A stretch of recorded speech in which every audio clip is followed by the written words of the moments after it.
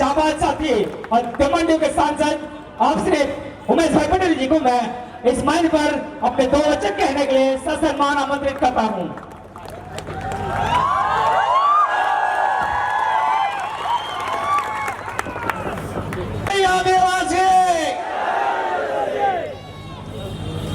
જેટલો બોલવાનો હતો ને એ તો મારા 3 વાર બોલી ગયા।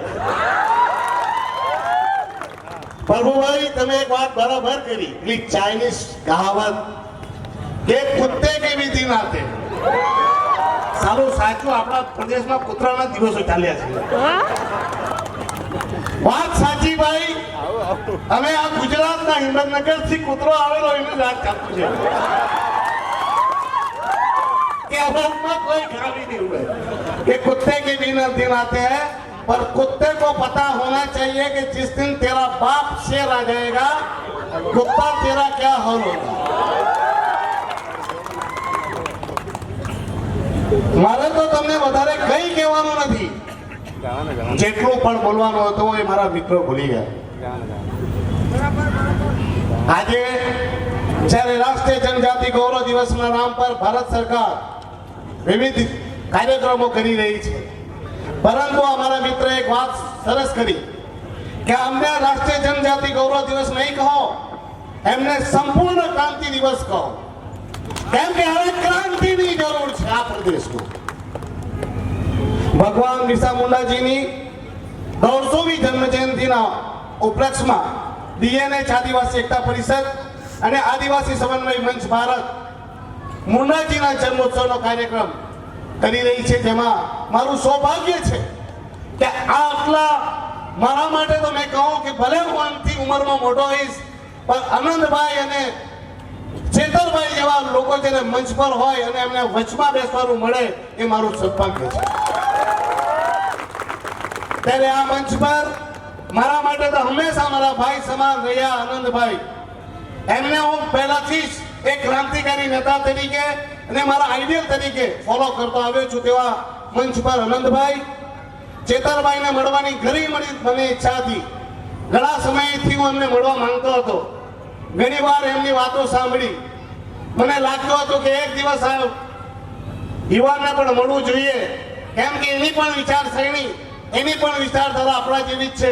આજે મને પણ એમના સાથે મંચ પર બેસવા પડ્યા એવા ચેતરભાઈ વસાવાજી, આદિવાસી સમાજના વિવિધ પદ પર બેસેલા મારા આદિવાસી સમાજના ભાઈઓ બહેનો, જેમના થકી આપણે બધા એકત્રિત થયા છે।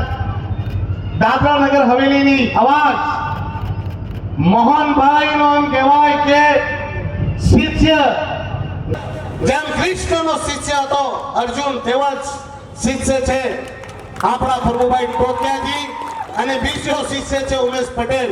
તો મારા મિત્ર, સાથી મિત્ર, મારા ગુરુ મિત્ર પ્રભુભાઈ ટોકિયાજી, તેમજ અહીં ઉપસ્થિત મીડિયાગણ, આદિવાસી સમાજના મારા ભાઈઓ બહેનો, માતાઓ અને અન્ય સમાજથી પણ મને સાંભળી રહેલા મારા ભાઈ બહેનો અને દેશની યુવા ધડકન કહી શકાય એવા ધડકન સમાન મારા યુવા સાથીઓ। કાર્યક્રમ તો બિરસા મુંડાજીના જન્મોત્સવનો છે, પરંતુ મારાથી સારા સારા વક્તાઓ બિરસા મુંડાજીના માટે ઘણું બધું કહી ગયા, ઘણું બધું જણાવી ગયા। તો સંપૂર્ણ બિરસા મુંડાજીના જીવન ચરિત્રથી એક વાત જરૂર શીખ્યો છું કે તમારે તમારું અસ્તિત્વ ટકાવવા માટે તમારે બહાર ઉતરવું પડશે, તમારે તમારી બલિ આપવી પડશે, તમારે તમારું યોગદાન આપવું પડશે। અને જો વ્યક્તિ સંપૂર્ણ સાહસથી પોતાનો સ્વાર્થ છોડીને આગળ આવીને લોકો માટે બલિદાન અને ત્યાગ આપવા તૈયાર થઈ જાય, એક મનુષ્ય, સામાન્ય મનુષ્ય પણ ભગવાન બની જાય, એ આપણે જોયું છે બિરસા મુંડાજીનું જીવન ચરિત્ર। હું એમને ભગવાન માનવા તૈયાર છું, ભગવાન બનવું સહેલું નથી। એમના આદર્શો ને એમના વિચારોને એટલી એવી ક્રાંતિ લાવી કે એક સામાન્ય વ્યક્તિને આજે આપણે ભગવાન તરીકે પૂજી રહ્યા છીએ। આજે તમને કહેતા મને ખુશી થાય, અમારા પ્રદેશમાં સાહેબ 2 જ મૂર્તિઓ લાગી, બે જ ભગવાન બિરસા મુંડાજીની મૂર્તિ સ્થાપિત થઈ, એક અહીંયા અને બીજી અમે લગાવી દમણમાં. અને બંને મૂર્તિઓને સ્થાપિત કરવા માટે હું ત્યાં હાજર હતો અને એમના માટે મારું પણ સમર્પણ રહ્યું. એ મારા માટે પરમ સૌભાગ્યની વાત છે. અમારા દમણમાં તો જ્યારે મૂર્તિ લગાવવાની હતી, દમણનું પ્રશાસન દોડાદોડ કરવા લાગ્યું કે મૂર્તિ નહીં લગાવવાની. અમે કીધું કે મૂર્તિ લગાવશું, લગાવીને જ રહીશું, તમારે જે તોડવું હોય તે તોડી લો. અમે ઝરી ઉપર બિરસા મુંડાજીની મૂર્તિ લગાવી દીધી, તેનું નામકરણ કરી દીધું અને આજ અધિકારીઓ કાલે પગે પડતા પડતા દોડતા આવેલા ફોટા પડાવવા. કેમ કે એમના બાપે ઉપરથી કીધું કે જાઓ 7 દિવસ સુધી તમારે કાર્યક્રમ કરવાના છે. એ લોકો દોડાદોડ કરીને ફોટા પડાવવા આવી ગયા. અરે તમે નક્કી નહીં કરતા, તમે પ્રશાસનમાં બેસેલા અધિકારી નક્કી કરશો કે અમારા પ્રદેશમાં, અમારા ગામમાં કોની મૂર્તિ લગાવવાની અને કોની પૂજા કરવાની. અમે તમને પૂછીને લગાવશું. શું તમને પૂછીને અમે પૂજા કરશું? તો ભૂલી જાજો ભાઈ, અમે તમને પૂછીને કોઈ મૂર્તિ લગાવવાના નથી ને તમને પૂછીને કોઈ પૂજા કરવાના નથી. આ અમારો પ્રદેશ છે ને અમારા ભગવાનની મૂર્તિ લગાવી, અમારા નેતાઓની મૂર્તિ લગાવી અમે ત્યાં કરશું, તમે નહીં. હું એક ચોક્કસપણે કહું કે પરિસ્થિતિઓ બદલાઈ હશે, સમય બદલાયો હશે, પણ આજે પણ આપણા લોકો સાથે અત્યાચાર અને અન્યાય તો થઈ રહ્યો છે. આપણા ઉપર જુલમ તો થઈ જ રહ્યો છે. પહેલે ગોળા કરતા હતા ને હવે ભૂરા કરી રહ્યા છે. એટલે કહીએ કે બિરસાજી લડ્યા હતા ગોરો से, हम लड़ रहे हैं प्रशासन में बैठे चोरों से. अरे અત્યાચાર પણ કેવા કેવા, તેમાં સૌથી વધારે અત્યાચાર આપણા આદિવાસી ભાઈ બહેનો પર થયા છે. મારા મિત્ર પ્રભુભાઈ કહી ગયા, એસએસ બોયા સાહેબે આત્મહત્યા કરી. શા માટે કરી? એક જિગ્નેશ કાક્ષે, જિગ્નેશભાઈ પટેલે આત્મહત્યા કરી. શા માટે કરી? અરે બિચારી પેલી આદિવાસીની દીકરી બસ કંડક્ટરમાં કામ કરતી હતી, તેને આત્મહત્યા કરવા પડી. આટલું નાની ઉંમરમાં એક ને એક દીકરી આત્મહત્યા કરી ગઈ. શા માટે? અરે પેલો દયા ફળિયામાં જયંતિભાઈ બરફ ભૂલી ગયા તમે? બિચારો ગરીબ પોતાનું ઘર બચાવવા માટે પોતાના ઉપર કેરોસીન લગાવીને સળગી ગયો. કોના કારણે? અને આ પ્રશાસનની નિર્દયતા. આનંદભાઈ, શરમ આવે? એ લોકોને શરમ બી નહીં આવે કે માણસ સળગી ગયો તો પણ તેનું ઘર બચાવ્યું નહીં, તોડી જ નાખ્યું. આજે પણ આ જ રીતે તમને કહું, દીવમાં કલ્પનાબેન જાદવ કરીને છે એક આદિવાસી, એમનું ઘર તોડવા માટે પ્રશાસન એડી ચૂંટીનું જોર લગાવીને બેઠું છે. પેલી બેન લેટરો લખીને પ્રશાસનમાં કહે છે કે આ ઘર તૂટી જાય તો અમારી આત્મહત્યા કરવી પડશે. લીગલ ઘર, પ્લાન પાસ. પણ કેમ કે ત્યાં આ ગુજરાતથી જે કાકો આવેલો તેના મિત્રને ત્યાં ટેન્ટ હાઉસ બનાવવાનું છે, તેમને ધંધો કરવાનો છે. એટલે પેલી આદિવાસી બહેનનું ઘર ખાલી કરાવે. ઘર ખાલી નહીં કર્યું તો તેમના ભાઈઓને નોકરીથી કાઢી મુકાયા. આટલો અત્યાચાર આજે પણ આપણા પર થઈ રહ્યો છે. આપણે ભૂલી ગયા આપણા આદિવાસી સમાજના મસીહા જનનાયક મોહનભાઈ ડેલકરે શા માટે આત્મહત્યા કરવી પડી? અરે બિચારાએ આપણા પ્રદેશમાં પણ મોત નહીં મળ્યું. તેને વિશ્વાસ હતો કે અહીંયા મરીશ તો અહીંયા મને ન્યાય પણ નહીં મળે. તેમણે મહારાષ્ટ્ર જવું પડ્યું અને ત્યાં આત્મહત્યા કરી. એફઆઈઆર માં નામ આવ્યું અને આ માણસ બેશરમ માણસ એફઆઈઆર માં નામ હોવા છતાં માણસ કડક અસ્ત્રી મારીને પાછો ફરે આદિવાસીના મસીહા બનીને. ને શરમ આવે દાદરા નગર હવેલીના એ નેતાઓને, તેમણે મોહનભાઈએ સરપંચ અને જિલ્લા પંચાયત અને નગરપાલિકાના કાઉન્સિલર બનાવ્યા. તે વખતે આ કાકાના પગમાં વાંકા પડીને તેને પગના અંગૂઠાઓ અને તળવાઓ ચાટી રહ્યા છે. શરમ છે આવા નેતાઓને? અરે આજે તમે જોયું હશે મહામહિમ રાષ્ટ્રપતિજી આવેલા, એમના મંચ પર આદિવાસીઓના નેતા, મોટા નેતા, નગરપાલિકાના કાઉન્સિલર, આપણા બધાના સન્માનીય પણ કહી શકાય, જ્યારે સુમનભાઈ મંચ પર હતા, માત્ર ને માત્ર રાષ્ટ્રપતિજીને એ આપણા પ્રદેશની જે વેદના છે તે કહેવા માંગતા હતા અને એ લેટર લઈને મહામહિમને આપવા માંગતા હતા. એમને ધૂતકારીને ત્યાં મંચ પરથી ધક્કા મારીને કાઢી દેવાયા. શું આ આદિવાસીઓનું સન્માન ગણાય? શું હતું? શું તારા બાપની જાગીર એ લૂંટી લેવાનો હતો? અરે મહામહિમને એક પત્ર જ તો આપવા માંગતો હતો. એક પત્ર આપી દે અને મહામહિમ લઈ લેતે તો તેમાં શું લૂંટાઈ જવાનું હતું? પણ આની માનસિકતા સાબિત કરે છે કે એને આદિવાસીઓ પર કેટલી નફરત છે. અરે પાછો બેસર માણસ મહામહિમના મંચ પરથી શેખી મારે ને ગર્વ સાથે કહી, અરે તમને ખબર છે મારા દમણમાં કાલે જ પ્રોગ્રામ હતો. અમારા આદિવાસી સમાજના પ્રમુખ ધીરુભાઈ ઢોડી તે ખુલ્લા મંચ પરથી કહેતા હતા કે અમે પ્રશાસન પાસે ગયા, કેમ કે આજે કાર્યક્રમ છે બધા આદિવાસીઓના બિરસા મુંડાજીનો જન્મોત્સવને રાષ્ટ્રીય જનજાતિ ગૌરવ દિવસ ઉજવાઈ રહ્યો છે, તો એમ કે પ્રશાસન એમાં કાર્યક્રમનો થોડો ખર્ચો આપે. તો પ્રશાસનના ઓફિસમાંથી એવું કહેવાયું કે પૈસા આદિવાસીઓના કાર્યક્રમ માટેનો આ કાર્યક્રમ માટે પૈસા નથી. અને 7 દિવસ સુધી દમણમાં મોન્સૂન ફેસ્ટિવલ કરવાના એ ભાઈ પર પૈસા છે. મોટા મોટા હોર્ડિંગ મારવાના એ ભાઈ પર પૈસા છે. એ પ્રશાસકના જન્મદિવસનો મહોત્સવ કરવા માટે ભાઈ પર પૈસા છે. અરે લાખો નહીં કરોડો રૂપિયા ખર્ચીને મોંઘી સિંગરો લાવીને નચાવી અને અયાસી કરવાના પ્રશાસક પાસે પૈસા છે. પણ આદિવાસીઓના સંસ્કૃતિને બચાવવા માટે, આદિવાસીઓની હિત અને અધિકારોની રક્ષા માટેના કાર્યક્રમ કરવા માટે આ પ્રશાસક પાસે પૈસા નથી. આનાથી વધારે દુર્ભાગ્યપૂર્ણ વાત બીજી કહી હોઈ શકે. અને પાછો મંચ પર બેસીને મહામહિમની સામે શેખીઓ મારે કે મેં આદિવાસી વિકાસ માટે આ કર્યું છે, મેં તે કર્યું છે. અરે ભાઈ તે શું કર્યું? આટલા બધા આદિવાસીઓ લોકો શા માટે મરી ગયા? શા માટે તારા નામની એફઆઈઆર લખાઈ ગયા? અરે આપણો તાપા ફેસ્ટિવલ આ ભાઈ બંધ કરી નાખ્યો, તેના પણ એના પાસે પૈસા નથી.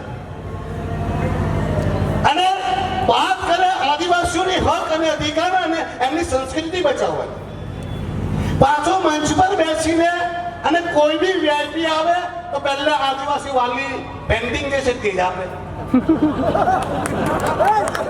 પાછો જે બી અહીંયા દાદરનગર હવેલીમાં આવે તો આપણા તારપા વાળાને જ ગણેલી જાય. આદિવાસી સંસ્કૃતિઓના ઢોંગ કરવાના, નાટક કરવાના, અને જ્યારે આદિવાસીઓના હક અને અધિકારની વાત આવે ત્યારે ભાઈ ખેલ કરી જવાના. અરે મને તો ખરેખર દુઃખ થાય. મને બધા એમ કે તમે ઉમેશભાઈ દેખાયા નહીં.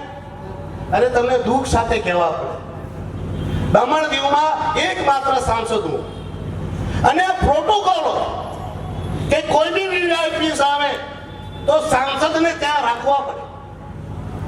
અરે મેં લેટરો લખ્યા, બધું જ કર્યું, પણ મને ત્યાં ના રિસીવ ઉપર ઉભો રાખવામાં આવ્યો, ના સાથે મંચ પર રાખવામાં આવ્યો, ના મને રાષ્ટ્રપતિજીના ડિનરમાં રાખવામાં આવ્યો. મંચ પરથી કહું છું. કેમ? કેમ કે લાસ્ટ ટાઈમ બી મને અનંતભાઈ ચેતનભાઈ મને બોલાવેલો નહીં, પણ મેં ત્યાં ઉપરાષ્ટ્રપતિજીને ત્યાં લેટર લખેલા કે ભાઈ આ મને બોલાવશે નહીં, એટલે મારા પ્રોટોકોલ પ્રમાણે મને તમારે સાથે રાખજો કાર્યક્રમમાં. તો મને સાથે રખાયો ને મેં 3 જ મિનિટમાં ઉપરાષ્ટ્રપતિજીને બરાબર સમજાવી દીધું. એવો સમજાવ્યો કે આ બધાને લઈ ગયો ત્યાં દિલ્હી. દમણના, દીવના, દાદરાનગર હવેલીના સરપંચ, જિલ્લા પંચાયત, નગરપાલિકા પ્રમુખો, કાઉન્સિલર બધા પહોંચી ગયા, મસ્ત તૈયાર થઈને પાવડર લગાવી. પણ દીકરા હોય એમનો બાપ ઉયવણથી પહેલા ઉપરાષ્ટ્રપતિજીની ઘરે પહોંચી ગયો.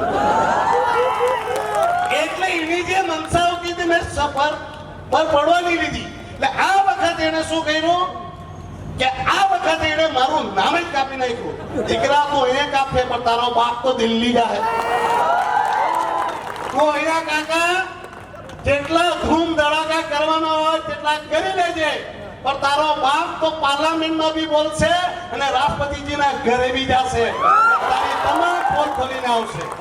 અને મેં બી મારા જે વિશેષ અધિકાર હનન છે તેમાં કેસ કરી દીધા. એટલે મને એમ થતું હોય કે હું લાલુભાઈ છે કે પગે પડું, એ તો પગે નહીં પડાવે. પાછો ઉપરથી મંચ પરથી શેકી મારે કે આ દમણ દીવ ને દાદરા નગર હવેલીમાં અમે એમ કે આટલું રિઝલ્ટ સારું કર્યું. અરે શિક્ષકોની હાલત ખરાબ કરી નાખી. શિક્ષકોને કેટલા શિક્ષકોને ગાડી મૂક્યા. શિક્ષકોનો સમય સવારથી લઈને સાંજ સુધી કરી નાખ્યો. વેકેશનો કાપી નાખ્યા. શિક્ષકોનો પગાર કાપી નાખ્યો. શિક્ષકોને ડબલ ડ્યુટી કરાવે અને પાછો તાલીમ હરાવે કે અમે શિક્ષકોના ભણવાથી એમ કે રિઝલ્ટ સારું લાવ્યું. તું કેટલું ભણેલો ભાઈને પૂછો નહીં. એ તો ઉપરભાઈ મોદીજી ને અમિતભાઈ છે તેની માયાથી તું દીકરા પ્રશાસક બનેલો, બાકી તુને તો અમારા પટાવાળો નહીં બનાવે. સમજી ગયા? એ પ્રશાસક પ્રફુલ્લ પટેલ, તું કાન ખોલીને સાંભળી લે. આ જૂથ તે પદ પર બેઠો છે એ ખાલી ને ખાલી તારી કોઈ મહેનત નથી. આ તો મોદીજી અને અમિતભાઈની મહેરબાની છે કે તું આ પદ પર બેઠો છે. બાકી દીકરા ચૂંટાઈને જોજે. આ બે વાઘ ચૂંટાયેલા છે, પૂછો ચૂંટાવાથી કેમ થાય. જે દાડે ચૂંટાશે તે દાડે ગર્વથી છાતી ફેલાવીને ફરજે. બાકી ભાઈ તારી આદત તો પેલા કૂતરા જેવી છે. એવા ગાલી નાની છે, કૂતરો ચાલતો હતો શું, અને ગાલીમાં બધું ભરેલું અનાજોનું વજન, અને જે ગાલી ઘરે આવી તો પેલો કૂતરો બહાર આવીને પડી ગયો. મારે કે પૂછ્યું શું થયો? ભાઈ તને ખબર નથી પડી, આટલું અનાજ ખેંચી લાવ્યો. એ કેવો કે ગધેડા, તું એ તો આ ગાલી નીચે છાયા ચાલ્યો. આ બે બળદ છે જે વજન કરતા હતા. તેમ આ કૂતરાને એમ થયા કરે કે એની બહુ માયા છે. પણ તારી હાલત તો ભાઈ કૂતરા જેટલી છે ને. કોઈ કૂતરો ગમે તેટલું વાઘનું ચામડું પહેરી લે તે કૂતરો વાઘ નથી થતો. એટલું યાદ રાખજે દીકરા. આ ઉમેશ પટેલ પણ છે તે એટલું તું યાદ રાખજે કે જે દિવસે દિલ્હીમાં જે બે કર્નલ જે લોકોએ તારા માથા પર હાથ મૂકેલો છે ત્યાં છટાઈ ગયો. એટલે દીકરા તારા ટાટિયા ખેંચતા આ બે મારા વાઘ આવ્યા છે, એમના જ એક હાથમાં ટાટિયો આપીશ તો એ ખેંચતા તું નહીં મન નગર લઈ જાય. ભાઈ તમે આજે જીતી જજો. જાય આજને ખાલી એક જ પ્રેરણા આપવા માંગુ છું આ બિરસા મુંડાજીથી. બિરસા મુંડાજીએ એક જ સૂત્ર મને સૌથી વધારે ગમ્યું કે તું સંગઠિત થાવ. શું થાવ? સંગઠિત થાવ. અને એમણે પણ આપણે બધાને સમાજને સંગઠિત કરી ને અંગ્રેજો સામે લડાઈ લડીને આપણે હક અને અધિકાર માટે એમણે પોતાની બલિ આપીને આજે ભગવાન બની ગયા. આપણે સમય છે કે આપણે તમામ આદિવાસીઓ એક થવાનું અને તમામ લોકોએ ભેગા થવાનું. મને ઘણા કહે છે કે ઉમેશભાઈ હજુ પ્રફુલ્લભાઈ ગયો નથી, પણ હું કહું છું કે હું તો લડાઈ લડી રહ્યો છું. પણ આપણા ચૂંટાયેલા સરપંચ, જિલ્લા પંચાયત, નગરપાલિકા અને કાઉન્સિલરો આના ખોળામાં બેસીને હું ત્યાં દિલ્હીમાં બોલું ને લખીને આપી આવે કે ભાઈ પ્રફુલ્લભાઈ તો બહુ સારું કામ કરે, આ તો બહુ અમને જરૂરી છે, તો સાંસદ ત્યાં ખોટો પડે. એટલે આ વખતે તમે ચૂંટણી આવવાની છે, કમર કસી લેજો અને પ્રફુલ્લ પટેલ સાથે જેટલા ફોટામાં દેખાય તે ચૂંટણીમાંથી સાફ કરી નાખજો. બાકી સમયનો ઇંતજાર કરજો. હું તમારો જ ભાઈ છું, તમારો જ દીકરો છું. પહેલા પણ જ્યારે તમારા પ્રદેશમાં કઈ થયું છે તેનું હું આવ્યો છું ને આવતો રહીશ. અને આ હું કોઈ તોપ નથી મારતો. જ્યારે અમારા વડીલ, મારા ગુરુ જનનાયક મોહનભાઈ ડેલકરજી હતા ત્યારે અમારા પ્રદેશમાં કઈ થતું તો અમે મોહનભાઈના દરબારમાં બેસતા અને મોહનભાઈ અમારા હક અને અધિકાર માટે લડવા આવતા. અને એમનું ઋણ અમારા પ્રદેશ ઉપર છે અને એ ઋણ ઉતારવા માટે હું તમારા પ્રદેશમાં આવું છું અને હું આવતો રહીશ જ્યાં સુધી મારા શરીરમાં શ્વાસ ચાલશે. મારા લોહીનું એક એક ટીપું જ્યાં સુધી શરીરમાં રહેશે ત્યાં સુધી તમારા બધાના હક અને અધિકારની લડાઈ લડવા માટે હું આવતો હોઉં છું. ગભરાતા નહીં. આ કાકાને વાકો તો વારવાનો જ છે અને એને હિંમતનગર આપણે મોકલીને જમશું. थोड़ा दिवसों से चाइनीज कहावत है भाई कि हर कुत्ते का दिन आता है, अब कुत्ते का दिन भी है तो परमात्मा परमेश्वर थोड़ा दिन इनका दिया हुआ है तो चिंता नहीं है. पर आ अधिकारियों ने कहवा मांगू छो कि आप लोग कान खोल के सुन लो. ये काका तो जाएगा पर तुम्हारा क्या होगा वो तुम लोग जान लेना. आज तो तुम लोग नाच रहे हो तुम्हारे बाप के दम से, पर तुम्हारा बाप का दिन भी भर चुका है और उसका बाप भी भर चुका है. अब तुम्हारी बारी आएगी तब तुम्हें कौन बचाएगा उतना याद जरूर रखना. इस मंच पर मुझे समय दिया, આટલા મોટા વ્યક્તિઓની વચમાં બેસવાનું સ્થાન આપ્યું, મારું સન્માન કર્યું, તે બદલ આદિવાસી સમાજનો, પ્રભુભાઈનો, એમની ટીમનો હું ખૂબ જ ઋણી છું, આભારી છું. તમે પણ આટલી મોટી સંખ્યામાં મને સાંભળ્યો, મારા મિત્રોને સાંભળ્યા અને તમે બધાએ લાસ્ટ સુધી બેસી રહ્યા તે બદલ તમારો બધાનો આભાર. થેન્ક યુ, ધન્યવાદ. જય આદિવાસી.